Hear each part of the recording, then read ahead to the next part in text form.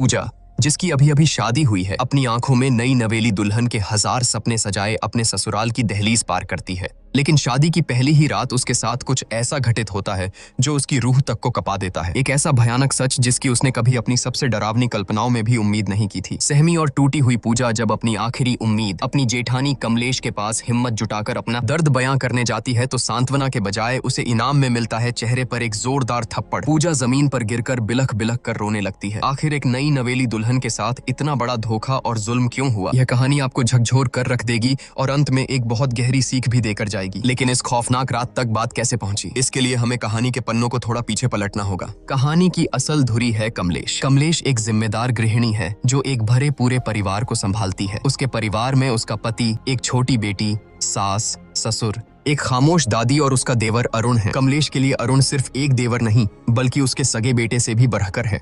वक्त अपनी रफ्तार से आगे बढ़ता है। अब अरुण जवान हो चुका है और पूरा परिवार उसके लिए रिश्ता देखने जा रहा है। जिस लड़की को देखने पूरा परिवार जा रहा है उसका नाम है पूजा। इंग्लिश ऑनर्स में बीए कर चुकी पूजा अपनी बातों और आत्मविश्वास से सबका मन मोह लेती है। जब वह अपनी मीठी आवाज में एक अंग्रेजी गाना गाकर सुनाती है तो मानो पूरा परिवार उस पर फिदा हो जाता है। अरुण तो जैसे उसे देखते ही अपना दिल हार बैठता है। लेकिन इस पूरे कमरे में एक शख्स ऐसा था जिसके चेहरे पर खुशी की जगह एक उलझन थी। कमलेश को पूजा का यह मॉडर्न और बेबाक अंदाज बिल्कुल रास नहीं आता, लेकिन अरुण की खुशी और उसकी जिद के आगे कमलेश को झुकना ही पड़ता है। मन मारकर ही सही वह इस रिश्ते के लिए हामी भर देती है। उसी दिन चट मंगनी पट ब्याह की तर्ज पर धूमधाम से रिंग सेरेमनी हो जाती है। पूजा की उंगली में अरुण के नाम की अंगूठी सज जाती है, लेकिन किसी को नहीं पता था कि यह खुशियां सिर्फ एक रात की मेहमान हैं। अगली सुबह कमलेश अपनी सास के साथ ऑटो से कहीं जा रही होती है। अचानक रास्ते में उनकी नजर एक भारी भीड़ और शोर शराबे पर पड़ती है। कुछ लोग सड़कों पर विरोध प्रदर्शन कर रहे थे। तभी भीड़ के बीच कमलेश की नजर एक ऐसे चेहरे पर पड़ती है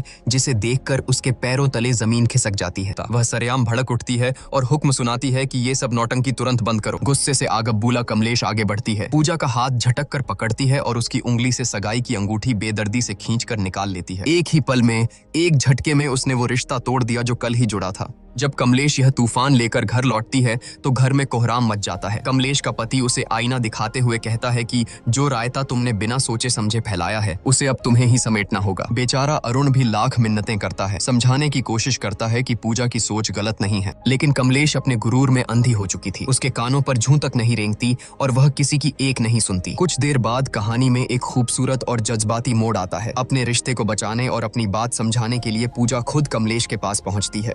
वह बहुत ही नरमी से माफी मांगते हुए कहती है कि अगर हम सही के लिए और दूसरों के हक के लिए खड़े नहीं होंगे तो यह दुनिया धीरे धीरे खत्म हो जाएगी। कमलेश जो भले ही पुरानी सोच की थी लेकिन दिल की साफ थी, पूजा की बातों की गहराई को महसूस कर लेती है। उसका दिल पसीज जाता है और वह मुस्कुराकर कहती है कि मुझे बातें जरा देर से समझ आती हैं, लेकिन जब एक बार समझ आ जाएं तो मैं सही का साथ कभी नहीं छोड़ती। यह कहकर कमलेश पूरे मान सम्मान के साथ वो अंगूठी वापस पूजा को सौंप देती है। आखिरकार शहनाइयां बजती हैं और अरुण तथा पूजा विवाह के बंधन में बंध जाते हैं। लेकिन शादी की इस चकाचौंध के बीच एक परेशानी छिपी थी। शादी वाले दिन पूजा की तबीयत बेहद खराब थी। तेज बुखार और बदन दर्द के कारण उसका बुरा हाल था। फेरों के वक्त भी वह दवाइयों के सहारे मुश्किल से खुद को खड़ा रख पा रही थी। शादी की रस्में पूरी होने के बाद आती है वो रात जिसे हर नई नवेली दुल्हन अपनी जिंदगी की सबसे खूबसूरत रात मानती है, सुहाग रात। अरुण कमरे में आता है और कुछ इधर उधर की औपचारिक बातों के बाद वह पूजा के करीब आने लगता है। पूजा जो दर्द और बुखार से टूट रही थी बहुत ही स्पष्ट शब्दों में अरुण से कहती है कि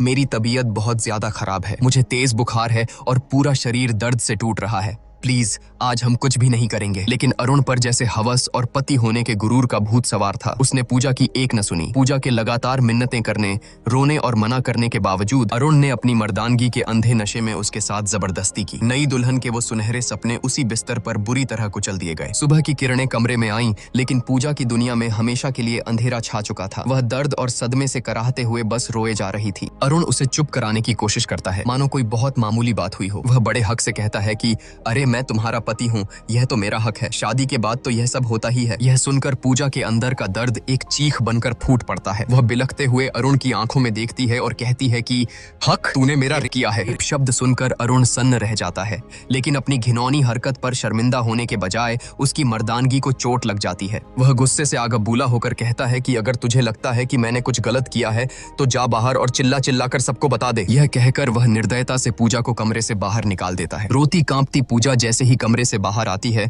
उसकी नजर आंगन में खड़ी कमलेश पर पड़ती है। कमलेश घर की और पड़ोस की कुछ औरतों से बात कर रही थी। पूजा के कानों में कमलेश की आवाज पड़ती है कि औरतें जितना किसी बम के फटने से नहीं डरती, उतना अपनी इज्जत का तमाशा बनने से डरती हैं।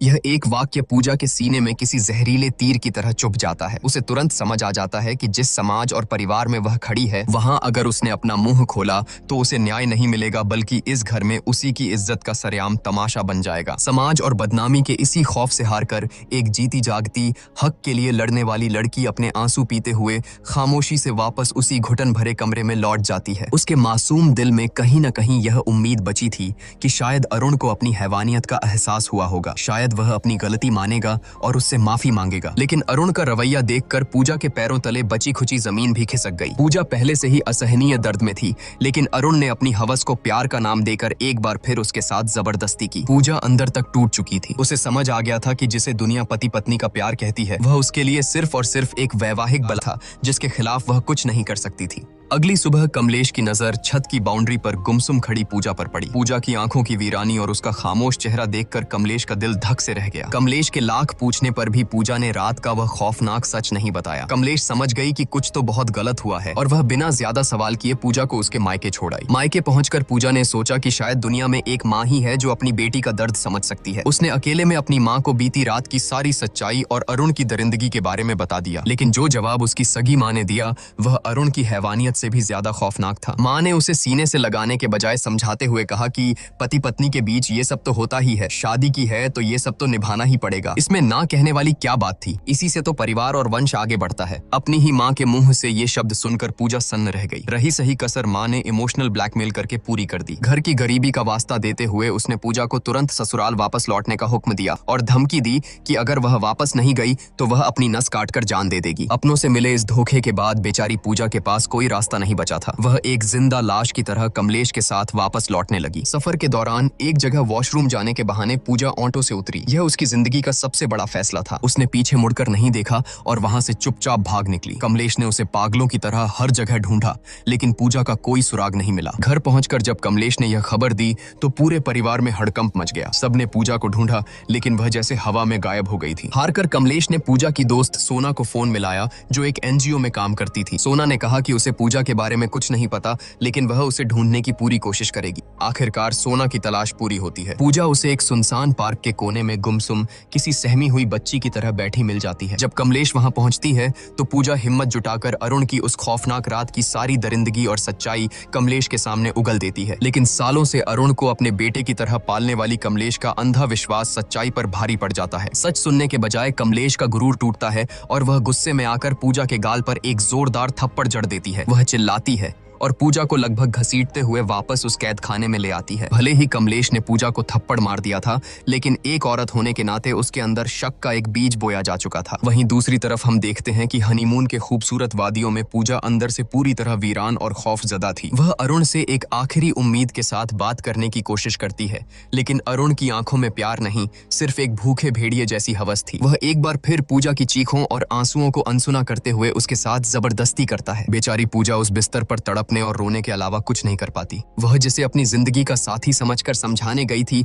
वह सिर्फ एक झल्लाद निकला। पूजा को उस रात पूरी तरह समझ आ गया था कि अरुण की नजरों में वह कोई पत्नी या प्यार नहीं, बस उसकी हवस मिटाने का एक बेजान जरिया भर थी। पूजा की जिंदगी एक जीते जागते नर्क में बदल चुकी थी। एक रात खौफ से कांपती पूजा खुद को बाथरूम में बंद कर लेती है। बाहर से अरुण दरवाजे को पीटते हुए उसे बाहर आने का हुक्म देता है। अंदर से डरी सहमी पूजा रोते हुए कहती है कि आज मैं तुम्हारे करीब नहीं आ सकती, मेरे पीरियड्स शुरू हो गए हैं। लेकिन एक हैवान के सिर पर सवार हवस को भला कोई कैसे रोक सकता था? अरुण का जवाब किसी भी इंसान की रूह का पाने के लिए काफी था। वह बेशर्मी और क्रूरता से कहता है कि मुझसे झूठ मत बोल, दरवाजा खोल, मुझे देखना है। यह सुनकर बाथरूम के अंदर खड़ी पूजा की जान सूख जाती है। उसे समझ आ जाता है कि यह दरिंदा उसकी कोई बात नहीं मानेगा। इसी खौफ और बेबसी के बीच पूजा की नजर वहां रखी एक ब्लेड पर पड़ती है और सीन यहीं कट हो जाता है। अगली सुबह घर में कोहराम मच जाता है। सबको पता चलता है कि पूजा अस्पताल में है और उसकी हालत बेहद नाजुक है। पूरा परिवार बदहवास हालत में वहां पहुंचता है। अरुण अरुण बड़ी चालाकी से कमलेश और बाकी घर वालों को गुमराह करते हुए कहता है कि उसे औरतों वाली कोई अंदरूनी दिक्कत थी,